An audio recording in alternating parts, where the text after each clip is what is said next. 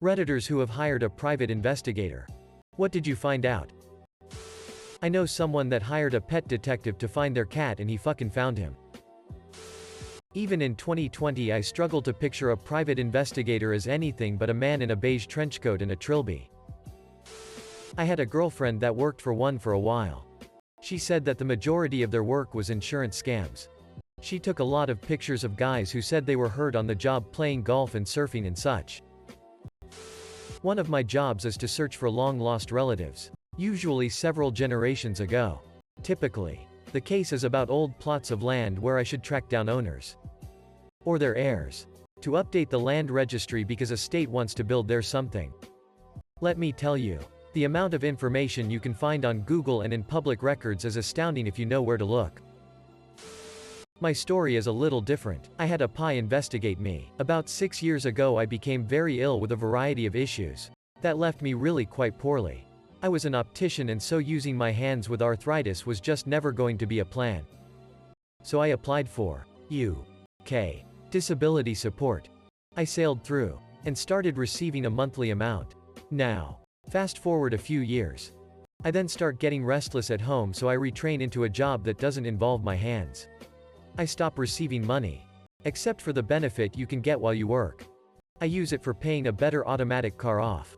Well, my very nasty mother's friend saw me start work and called the benefits office, assuming I was still claiming. Unfortunately, she exaggerated and told them I was living a normal life and even running daily. So the benefits office filmed and watched me. They thought they had an aha, gotcha moment. Their PI provided photos of me walking unaided. When I sat in the meeting with a lot of smug fraud officers and my solicitor, I felt sick to my stomach. I really couldn't work out WTF was going on. They were trying to make it look like I had been running and jogging, but I knew I walked never any further than 5 meters to my car. Anyway, solicitor pointed out the photos were screenshots of a video. Asked for the videos. Videos were of me struggling to walk. One of them I rest on my car before opening my door. Another I was going into a supermarket and had replaced my cane with the trolley to lean on. You get the picture. So, the fraud team basically said, oops. And I never heard from them again. I spend a lot of my time trying to appear normal. And it bit me in the ass. And never trust these fraud TV shows now either. Edit. Holy moly, I just opened up Reddit after dinner and saw all these comments. For those asking. 1. I no longer speak with my mother, so I'm not sure if she is still friends. The lady did it because quite honestly I think she is brainwashed into thinking anyone who claims benefits must be scummy. 2. I am doing well, thank you for asking. I started methotrexate last year and it seems to be holding me quite steady. My dad hired a PI in the mid-90s in Eastern Europe to find out if one of his business partners was stealing from him. Instead he found out his own brother was stealing from him. He refused to believe the PI and his brother robbed him blind. Took a huge amount of money and left him with gigantic debt. He still forgave him. Not me, but a friend hired one because he was suspicious his stepdad was being unfaithful to his mom. So, he asked me. And I put him in contact with a guy the first knew. Bit of a backstory. The stepdad is 5'10", 160-ish pounds. My friend is 6'2", 235 pounds. Ripped. At 15. When my friend's mom and stepdad started dating, my friend gave the typical, "You hurt her, you're dead" speech. Also his bio dad walked out on him and his sister when my friend was like 4. It took a while, but my friend warmed up to the guy and he's a good guy. Took my friend and I to an 49ers game once, which was pretty cool. Anyways, the PI said he wasn't cheating. Apparently there was a house on the market that my friend's mom wanted. And he bought it. He had been remodeling it for some time and he kept it a secret. As a 5-year anniversary gift to her. He bought it. Anyways, they live in a 5-bed house now. Had a babysitter we thought was stealing from us. Luckily our neighbor was a PI couple and they ran a background check for $10.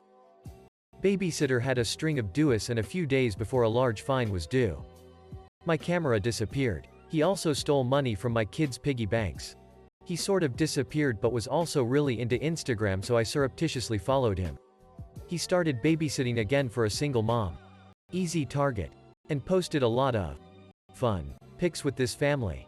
I tracked down the mom and sent her a long email detailing out his whole scam. She said we were right and it was clear he'd been stealing from her business. He has since gone underground, but I still Google him regularly to see what he's up to. He's been able to avoid arrests for a while now. My law firm had a bad faith insurance case several years ago. A guy had gotten hurt at work. He claimed he was disabled because he hurt his back and could not lift anything or really engage in any type of physical activity. His disability insurance carrier failed to handle the claim and pay him what was owed. There was a potential for relatively large damages. In fact, the carrier filed in the court case what is known as an offer to confess judgment. It's a way of agreeing to let judgment be taken for that amount. The plaintiff can accept the offer or reject it. However, if he rejects the offer, he is responsible for the defendant's attorneys' fees if the verdict ends up being less than the amount of the offer to confess judgment. The offer in this case was $750. He rejected the offer. A few weeks later, our PI found out that the plaintiff bowled every week. The PI got video of the plaintiff bowling and copies of his score sheets going several years back through the date of the accident. It was clear he really was not disabled. He also found that plaintiff had been in a car wreck and was making identical injury claims to the other driver's insurance carrier. We filed a motion with the court to dismiss the lawsuit based upon fraud and perjury. The court set the motion for a hearing. But before that happened, the plaintiff dismissed his lawsuit. My sister, mid-30s, is adopted and hired one to find her estranged biological father. They came back saying that not only was he still alive and nearby, but he had a daughter, meaning she also had a biological sibling. Further digging from the PI uncovered that they weren't just similar ages either. They were exactly the same age. The evidence suggested that my sister had a twin and her birth father had taken the twin and vanished. Huge, life-changing news. Eventually, through more incredible detective work, the PI realized that the daughter was actually just my sister. There was no other sibling and they had just been investigating my sister the whole time accidentally. Needless to say, we asked for the money back. TLDR. Sister hired a private investigator. Private investigator accidentally investigated sister. Hadn't heard from my mom since I was about 15. Very unstable due to drugs and alcohol, etc. When I was 29, I decided it was time to find out what happened to her. I figured if she was a Jane Doe somewhere, then I could put her to rest. And if she was alive, then I wanted to let her know that I forgave her. Hired a PI to help. I guess she was moved by my story, and so she also ran info for the man my mother was apparently married to, on the house. And with one clue from his report, I was able to track them down. I wouldn't have found my mom alive and was just starting out on recovery after being homeless and addicted for many, many years, if it wasn't for the PI who kindly ran an extra report for free. Mom has remained sober now for about 7 years and is probably the healthiest she's ever been, physically and emotionally. I know somebody who was like an assistant to the actual PI. She basically went to bingo with a camera in her purse to capture video of a woman. The woman claimed that a car accident had completely immobilized her, but she would take off the neck brace all the time, playing bingo hours on end. Nothing exciting.